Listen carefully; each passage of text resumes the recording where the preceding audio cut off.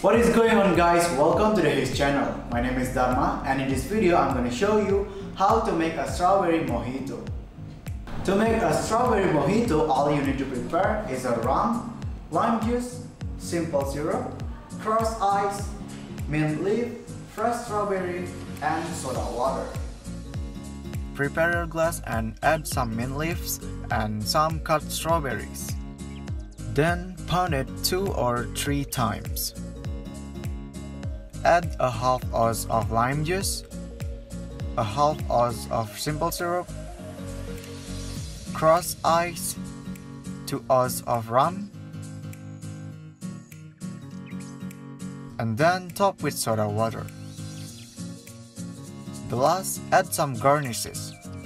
You can put mint leaves and strawberry on it. Alright, strawberry mojito ready to serve.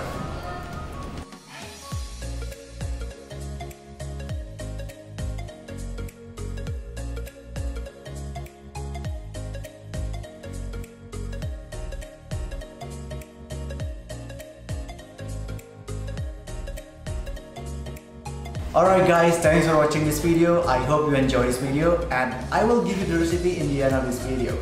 And as always, cheers!